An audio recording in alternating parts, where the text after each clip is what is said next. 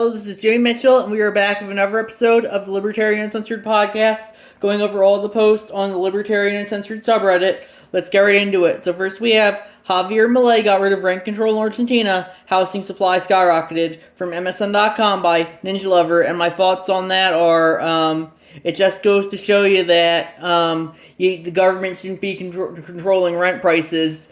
That goes against the free market. And it may seem like it's good, well-intentioned, but good well-intentioned policies don't often result in good results. And the highway to hell, as I say, is paved with good intentions, and that's my thoughts on that issue.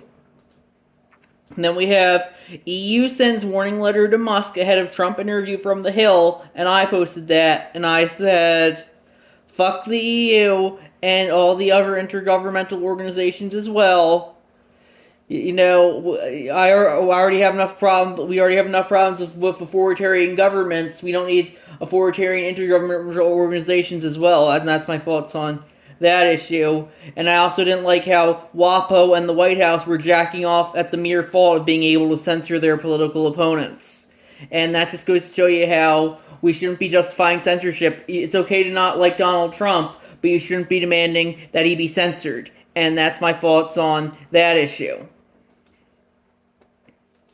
Then we have video surprise. Capitol security type tapes show fake GOP electors scheme from jamiedupre.substack.com by Ninja Lover. And yeah, I personally don't care for the fake electors stuff, but ultimately people will justify what they want to justify, and yeah, that's their prerogative. Justify whatever you want to, as long as you're not hurting anyone else. Then we have DNC, Communist Party successfully in removing RFK from the New York ballot from X.com by Griff12838. And that's a tweet from Holden Coyote. Judge removes RFK Jr. from New York ballot. The DNC-backed lawfare campaign just threw a candidate off the ballot who collected 1 million plus signatures nationwide to appear on the ballot, almost 150,000 in New York alone. Judge Christina Riba ruled RFK made a false statement requiring invalidation of the petition by naming a rented room in Katona as his place of residence. The Constitution itself names just 3 qualifications to run for president. Do you think Kennedy can win this case on appeal? And my response was, it's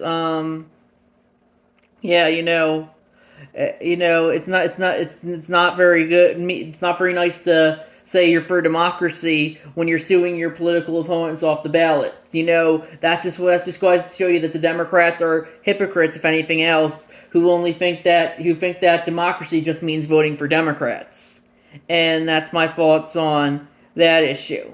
He might have lied, but even if he did, that doesn't justify the continued use of lawfare against him, especially since they just want him off the ballot because they think they'll take votes from them, and that's my thoughts on that issue.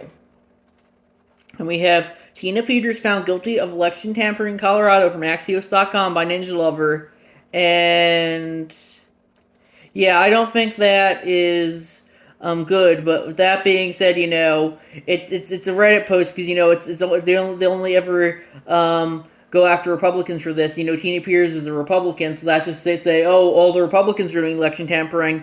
Well, they would never dare criticize the Democrats for anything. Compare this to the last post. The Democrats taking off their political that's at 24% upvoted, 0 upvotes total. This is at 97% upvoted with 26 upvotes total. And that just goes to show you that the Democrats can do whatever they want and Reddit won't care. But the Republicans, if they dare step out of line, it will be the worst thing ever. And that's my thoughts on that issue. Then we have Italian police drones scour tourist hotspot for illegal aircon units from Yahoo.com by Ninja Lover.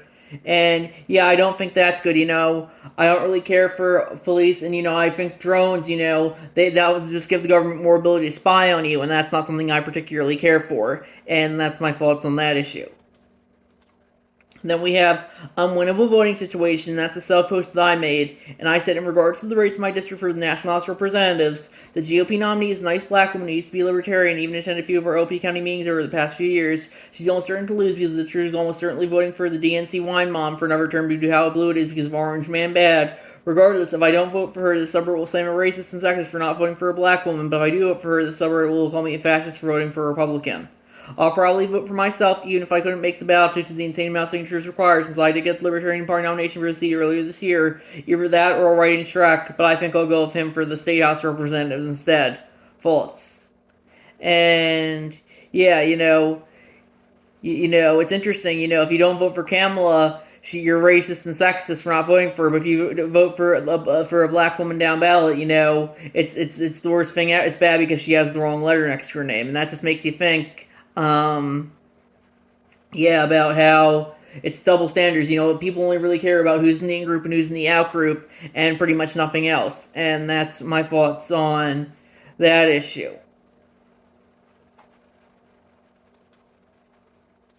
Then we have What Your Teacher Didn't Tell You About Native Americans from John Stossel on YouTube, and I posted that, and I said, the U.S. treated the American Indians arguably even worse than it treated the blacks, but that doesn't mean that they should be immune from all criticism. And that's my thoughts on that issue, It's we have to remember that all humans are capable of horrible actions, and that includes the Native Americans. But these days are kind of romanticized as protectors of the environment and pretty much perfect people, but that's not true. They had intertribal warfare and used anti-environmental policies as well, and that's my thoughts on that issue.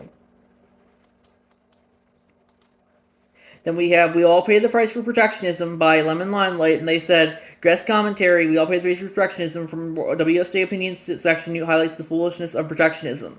And they share some of the paragraphs from that opinion. And yeah, I definitely do think protectionism does go against the free market. I think it's well intentioned, but supposedly to benefit the businesses of the companies are in the country that it seeks out to serve. But with that being said, if you go against the free market, that's not very libertarian, and it can make people pay more for the things that they want to get, and that's my thoughts on that issue. Then we have lawsuit claims Indiana unconstitutionally seizes millions in cash from FedEx packages every year from Reason.com by LegioX, and yeah, I don't think that's good, but that just goes to show you how the government can take whatever it wants to, and ultimately sometimes you can't do anything about it.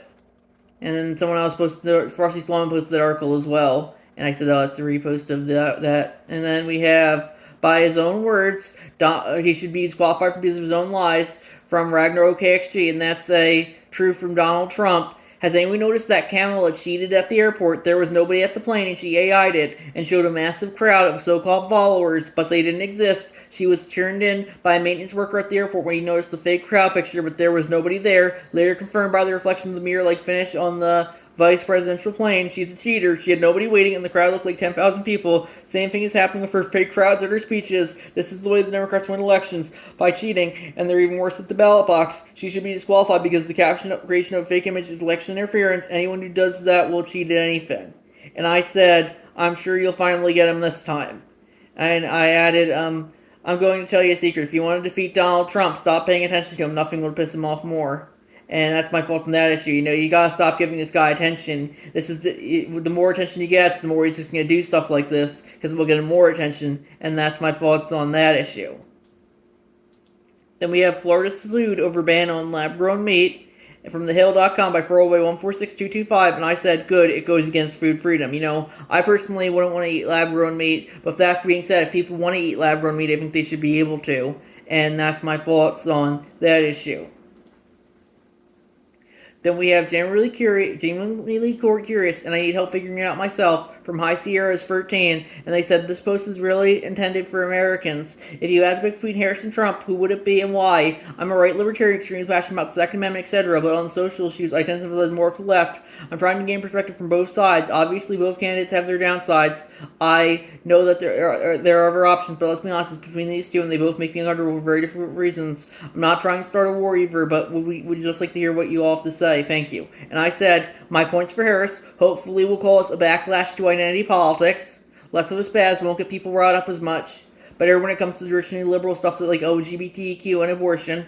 And I also said my points for Trump. Reddit will suddenly hear about the authoritarianism of the federal government again. Slightly better foreign policy. Hopefully won't go back on his word when it comes to stuff like putting a libertarian in his cabinet or getting rid of the Department of Education. Overall, I'd be more interested in seeing a Harris presidency since we've already seen a Trump one, but I'll try to find silver linings in either of them. Kids will still be engaged in the Palestine will still be getting bombed regardless, though. The president is just a figurehead in a lot of ways. And that's my thoughts on that issue. Then we have, in theory, sure, but contrast that with Kamala not even agreeing to speak to time on a hagiographical puff piece. It definitely makes her feel that much more deliberately cloistered and shielded from Noam Bloom on Twitter, and that's him quote tweeting David Weigel. The Musk interview is such a bad hope for the legit Kamala should do interviews push. He endorsed Trump and had a friendly conversation with the guy if he wants to win. If Harris spent 2 hours kibitzing with Reid Hoffman, he'd be impressed. And I said in response, Trump, for all his faults, is much more willing to break out of his comfort zone. You see it with stuff like when he meets with Kim Jong-un or goes to the Libertarian National Convention. I've never really cared for the guy, but getting out of your echo chamber is rare these days. And that's my thoughts on that issue. Then we have Idaho's anti-trans law makes it illegal to medically examine child rape victims from LGBTQNation.com by CH4Locks, and that's a cross post from the r/law subreddit. And yeah, I definitely do think, that it's important to always to take into account what the unintended effects of legislation might be, and this might be an example of that. And that's my thoughts on that issue. Then we have Trump's spiritual advisor admits to sexually abusing 12-year-old girl, only the best people, from MSNBC.com by CH4Locks, and I said in response, Reddit whenever it can post a negative headline about Trump, and I did the picture of Randy Marsh from South Park when he came all over himself. And that's my thoughts on that issue. I don't really like Trump, but this is just, ideological masturbation kind of about how bad he is. And that's my thoughts on that issue. Then we have crowdsourced AI-powered mass censorship. Orwell is rolling in his grave from Reddit Lies on Twitter, and I posted that. And that was him tweeting how someone got banned from r/inflation, and the note from the moderators was, you were banned by an AI bot that examined your post history. If you think your post history does not reflect a proclivity towards posting and agreeing with misinformation, you can appeal the ban, and it will be manually reviewed as time permits, only if you explicitly reference that you do not and will not post lies and misinformation. And I said, I miss Aaron Swartz era Reddit. That was very free speech. Now Reddit is all just censorship, DNC propaganda, and woke stuff, it seems like. And that's my thoughts on that issue. And of course, Reddit will label anything that goes against the official DNC narrative at all to be misinformation. And that's what they seem to mean by when they say misinformation here. And that's, yeah. Then we have, Elon Musk wants judge shopping in ad lawsuit, and didn't get the judge he wanted from rstanker.com and by Piton for Chain. And I would agree that, judge shopping, it doesn't sound like it should be a legal strategy, but ultimately it comes down to what the government allows and what people are willing to justify, I guess. And that's my thoughts on that issue. Then we have Americans Love Free Speech survey finds until they realize everyone else has it too, from theconversation.com by Piton for Chain. And I agree that people should love free speech, but I definitely do think, all speech is free speech, and even if you don't like something that someone else says, they 100% have the right to say it. Then we have news outlets were leaked insider material from the Trump campaign. They chose not to print it, from apnews.com by Ninja Lover, and I think this is just the media trying to make itself look good, because, they've very much made it clear that they're openly against Donald Trump. But with that being said, they want to say, we got this information, but we were not going to print it because we don't want to look unbiased, and that's my thoughts on that issue. Then we have, as a former IDF soldier and historian of genocide, I was deeply disturbed by my recent visit to Israel, from The Guardian by Quick's Expert 9, and yeah, I definitely do, and they had yet another reminder that aid and weapons shipments should be cut off to Israel, and I would agree with that. I don't really care for what the Israeli government's doing. I definitely don't think the U.S. government should be funding or giving them weapons. And that's my thoughts on that issue. Then we have Tom Cotton warns that the terrifying caravans of migrants from 2004 almost here and only can be stopped by the GOP by CH4Locks, and that's crosswords from the Cold Headquarters subreddit. And it's a tweet from Tom Cotton. A caravan of migrants from across the world continues to head towards our southern border, and the Biden-Harris administration has not said one word about it. Americans can basically see right through their open borders agenda. I liked what X Farker commented on this article. Whatever happened to the last election time caravan? Also, has anyone else noticed about cases of COVID resurging now? Elections have tons of coincidences. Someone to look into that.